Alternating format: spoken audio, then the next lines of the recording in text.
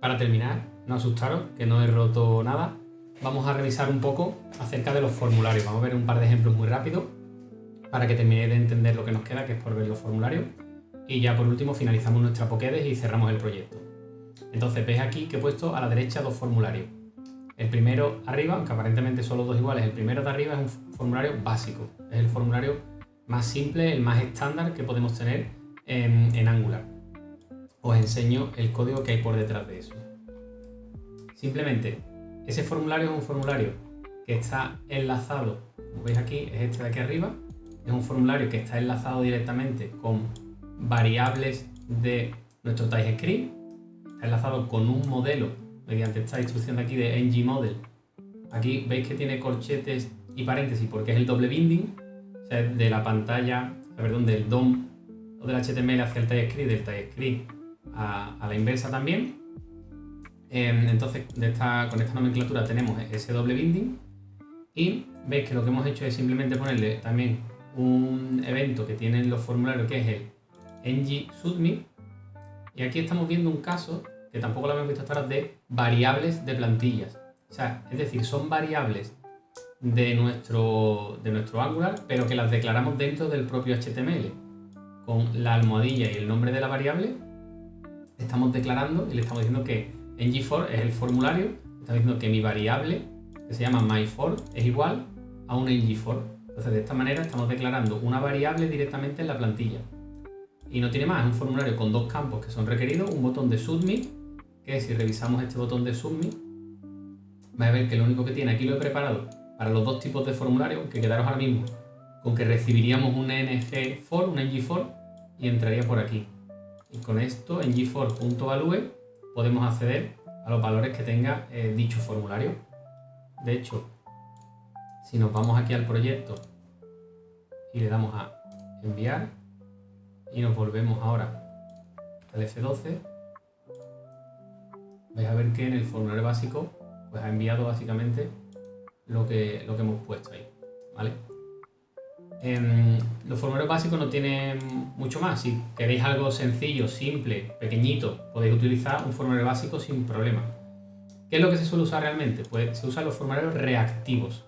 ¿Qué son los formularios reactivos? Pues son formularios un poco más complejos, como su propio nombre indica, pues tienen una mayor reactividad a las cosas que van pasando en el TypeScript, a las cosas que van pasando en nuestra aplicación. Entonces con los formularios reactivos tenemos más control. Para mí la nomenclatura, la forma de escribirlo es más limpia que los formularios clásicos y en definitiva pues son formularios mucho más completos, mucho más robustos que los formularios estándar o los formularios básicos. Se me ha olvidado comentar, para utilizar los formularios básicos necesitamos aquí el módulo for module, que está dentro de Angular for.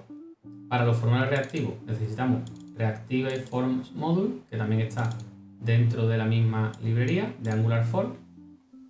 Y en este caso, ¿qué es lo que hacemos? Pues declaramos un formulario y aquí ya en el constructor, fijaos que desde aquí, desde el constructor, manejamos todo lo del formulario. Si quisiéramos darle valores, le podríamos meter aquí valores, podemos meterle aquí directamente ya validaciones. Para construir el formulario necesitamos el for builder, que también lo tenemos dentro de Angular for. Lo inyectamos aquí, la inyección de dependencia, y de esta forma construimos el formulario. Después, a nivel de HTML, tiene varias diferencias, ¿vale? Aquí tenemos que usar el for group para decirle a qué grupo pertenece este formulario, en este caso pues al formulario que hemos declarado nosotros como reactivo. Y después, si os fijáis, los inputs tienen una propiedad, un atributo que es el for control name, que es el nombre que le damos aquí dentro del formulario. Entonces de esta forma estamos enlazando directamente el formulario que hemos definido en TypeScript con este formulario. Aquí fijaos que bueno, para el tema de los campos con validaciones, pues podemos utilizar con @if pues validaciones de, oye, si el campo lo he tocado y es inválido, pues pintan un error. Aquí igual, si el campo lo he tocado y es inválido, pues me pintas un error. Entonces de esta forma igual tenemos el submit del formulario, y estos formularios tienen un método que es el getRowValue, y con esta fórmula, con esta llamada a este método, podemos conseguir el contenido del formulario. Si nos vamos ahora a nuestro formulario, en este caso, como no es un correo válido, no me va a dejar enviarlo, pero si le pongo aquí mail.com ya sí que es un correo válido. Si abro aquí, voy a limpiar y le damos a enviar de nuevo y nos volvemos a ir aquí a F12. Veis que ahora el valor del formulario reactivo pues me lo está mostrando aquí. Simplemente pues de la misma forma recogemos los valores. Al final son dos formas de hacer lo mismo, los formularios básicos y los formularios reactivos, pero con los reactivos tenemos mucho más control, mucha más reacción a lo que está pasando en nuestra aplicación, y los que se suelen usar en la mayoría de los casos son los formularios reactivos. Ahora también están un poco en fase experimental con el tema de las señales. Están ahora construyendo, digamos, formularios basados en señales. Pero bueno, ahora mismo eso no lo vamos a ver porque está todavía muy verde ese tema. Entonces, bueno, se puede construir formularios con señales, pero se está como queriendo compactar todo mucho más con formularios basados en señales. Aunque todavía, como digo, está en fase muy experimental, así que no vamos a verlo todavía. Ahora habréis visto por aquí que me he declarado con @viewchild, he declarado aquí un par de variables.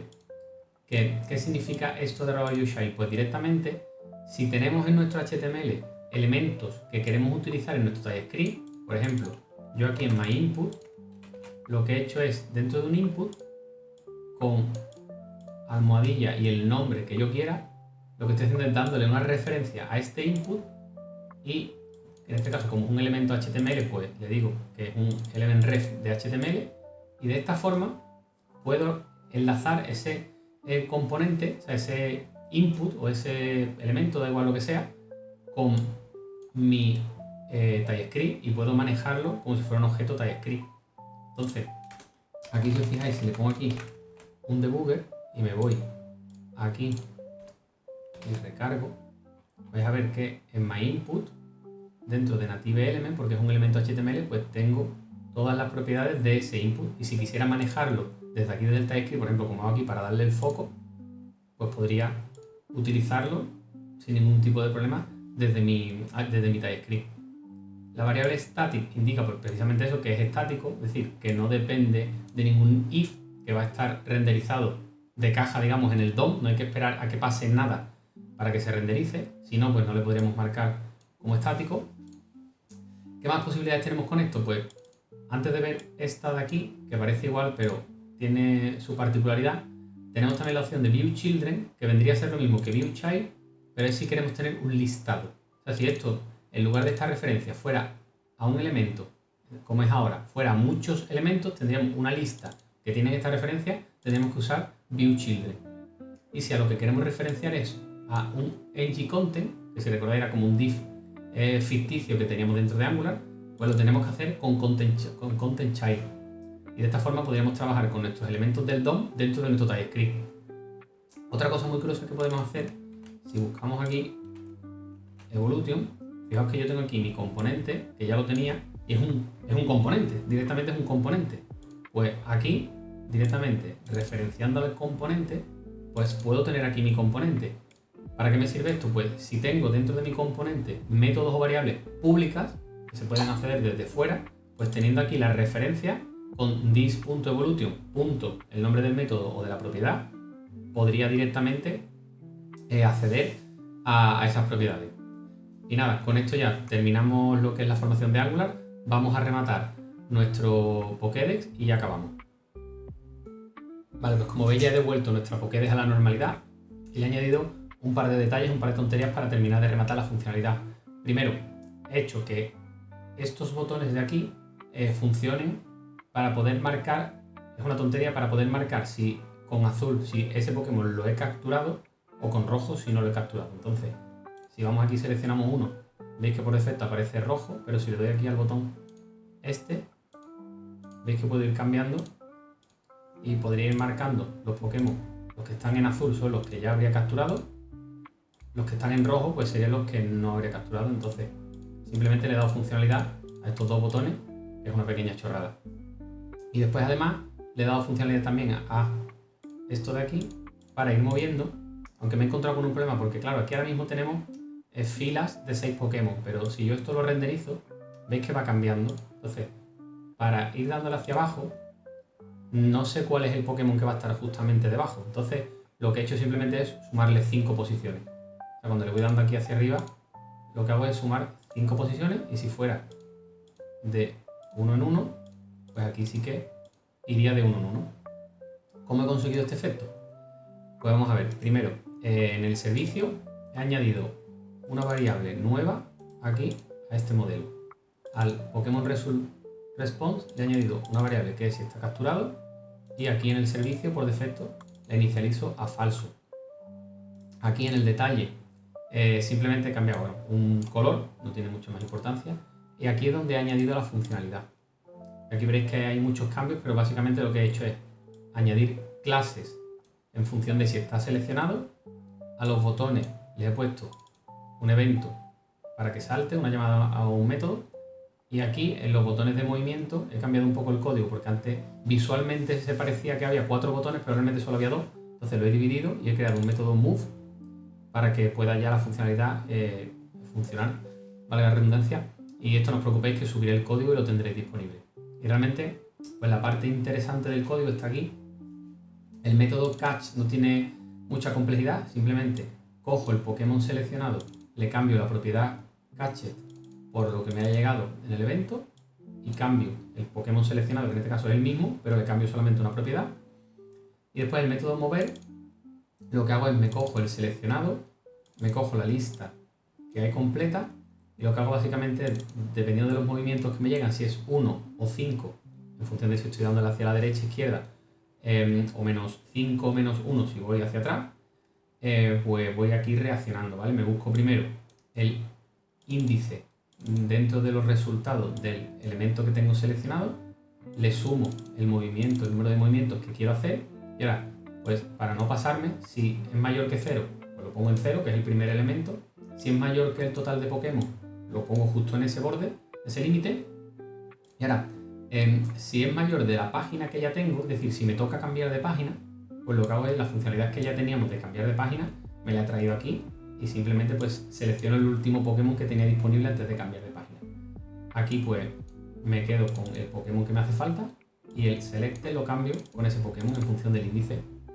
Y de esta forma pues ya consigo el efecto que veis aquí. Ya lo tendría todo, tendría aquí el listado de Pokémon con scroll compaginación, aquí los detalles y el manejo de estos elementos que estáis viendo aquí. Tendríamos aquí a la derecha las evoluciones, pudiendo cambiar también desde aquí las características de cada Pokémon, las fortalezas y las debilidades, y aquí por último pues todas las estadísticas de este Pokémon. Así que nada, con esto terminamos el proyecto. Espero que os haya gustado, espero que hayáis aprendido cosas de Angular, espero que os haya resultado divertido con la temática esta de Pokémon. Y nada, nos vemos en próximos vídeos. Hasta luego.